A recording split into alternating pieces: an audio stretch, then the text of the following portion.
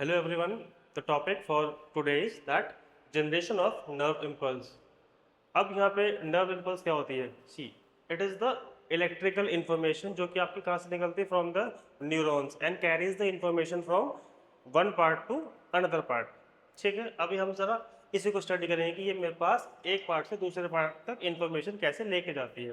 देखो, this is the membrane of axon, इसको हम बोलते हैं दैट इज एक्सोलेमा. ठीक है, इसके ऊपर आपके पास तीन तरह के चैनल्स होते हैं. First is sodium voltage gated channel, second is the potassium voltage gated channel and third is the eighty phase pump. And इसके अंदर आपके पास क्या होता है, जो बाहर की साइड उसको हम बोलते हैं एक्स्ट्रा सेलुलर फ्लूइड, यानी इसको हम बोलते हैं एक्स्ट्रा सेलुलर फ्लूइड. अभी जो आपका एक्स्ट्रा सेलुलर फ्लूइड होता है, इस यहाँ पे आपकी पोटेशियम पॉजिटिव आयन की कंसंट्रेशन ज़्यादा होती है. दैट मीन्स आपके पास यहाँ पे नॉर्मली Na+ की कंसंट्रेशन बहुत ज़्यादा होती है. ठीक है, और अंदर मेरे पास क्या रहती है, दैट इज नेगेटिव आयन की कंसंट्रेशन ज़्यादा रहती है. ठीक है, और हम इसको इसी तरीके से बोलते हैं that this membrane is the polarized state. अब यहाँ पे पोलराइज का मतलब क्या होता है, देखो इसको जानने से पहले आप एक बात जान लो. अगर आपके पास ये एक मेम्ब्रेन है, ठीक है, आपके पास क्या है, ये एक मेम्ब्रेन है, इस तरह की मेम्ब्रेन है. अब अगर मैं ऐसे बोल रहा हूँ कि this is the polarized state. अब अगर इसके चार्ज मेरे पास शिफ्ट हो जाते हैं लाइक दिस,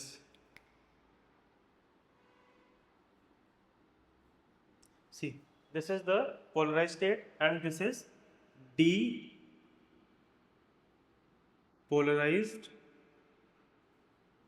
state. ठीक है, पोलराइज स्टेट, डीपोलराइज स्टेट. अब अगर ये मेरे पास एक और बार शिफ्ट हो जाते हैं,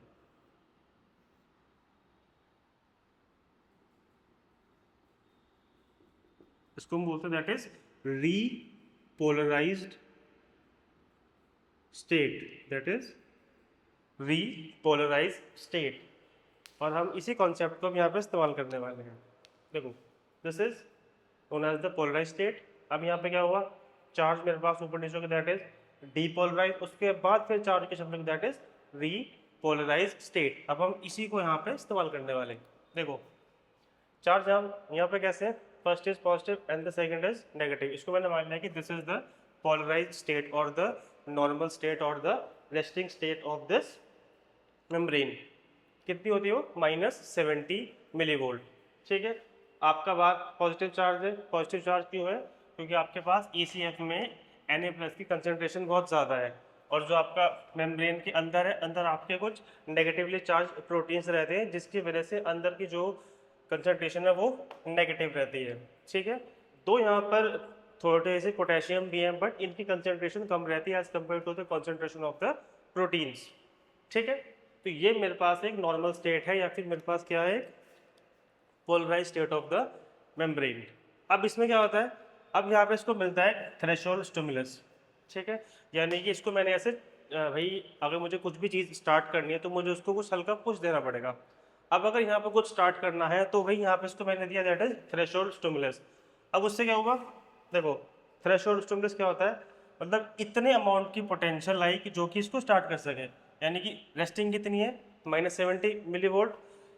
अब इसको मेरे को देनी पड़ेगी -55 to 60 मिलीवोल्ट तक की मेरे को इसको पोटेंशियल या फिर एक थ्रेशोल्ड स्टिमुलस देना पड़ेगा. उससे क्या होगा, उससे आपके जो सोडियम वोल्टेज गेटेड चैनल है, कौन से, सोडियम वोल्टेज गेटेड चैनल, वो आपके पास ओपन अप हो जाएंगे. जब वो ओपन अप हो जाएंगे तो जो आपके बाहर के सोडियम्स है वो with the help of these channels अंदर आ जाएंगे. कहाँ पे आ जाएंगे, into the inside of the membrane. यानी कि जब आपके पास थ्रेशोल्ड स्टिमुलस आया तो जो आपके वोल्टेज गेटेड चैनल्स हैं वो ओपन हो गए, एंड जो आपके सोडियम जो कि बाहर कहाँ पे थे, ECF में प्रेजेंट थे, वो अंदर आने लगे.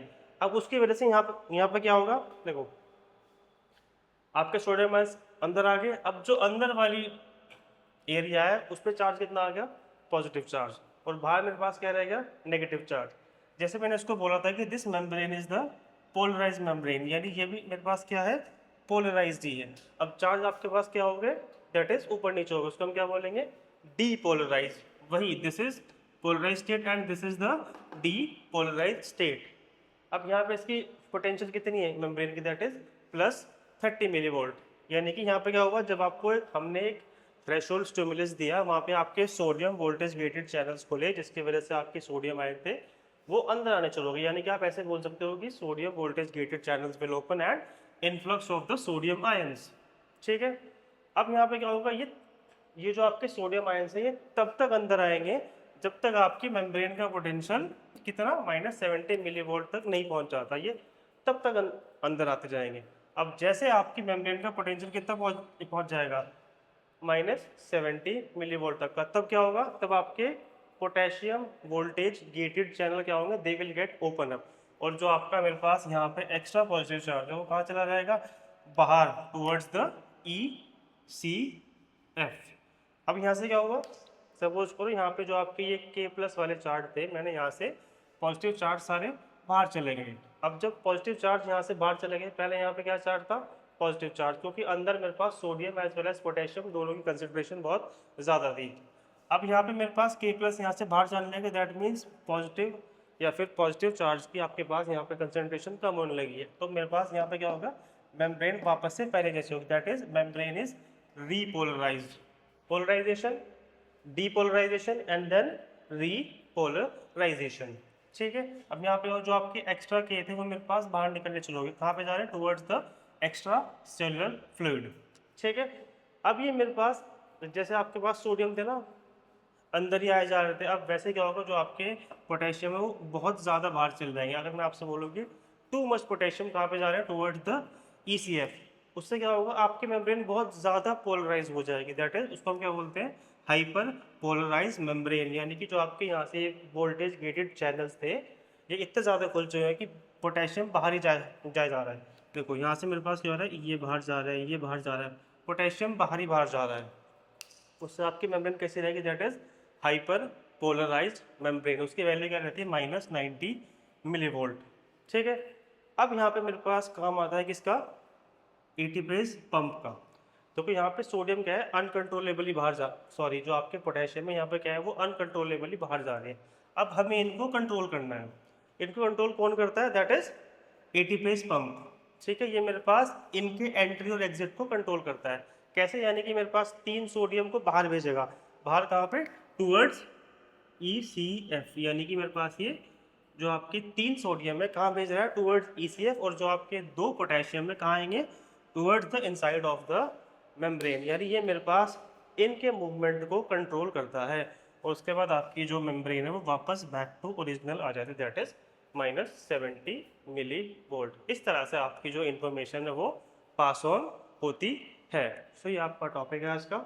इसमें आपको जो बातें ध्यान देनी है, फर्स्ट इज ये वैल्यू आपसे पूछ लेते हैं ये कौन से स्टेट पे है, और दूसरा मेरे पास थ्रेशोल्ड का स्टिमुलस रहता है, एंड ये तो काफ़ी ज़्यादा खास है कि कितने मेरे पास पोटेशियम अंदर आ रहे हैं और कितने मेरे पास बाहर जा रहे हैं, और बाहर वो किस में जाते हैं, इनटू द ECF और द एक्स्ट्रा सेलुलर फ्लूइड। ठीक है, इसको भी आप ध्यान रखेंगे, polarize state, depolarization and repolarization. Thank you so much.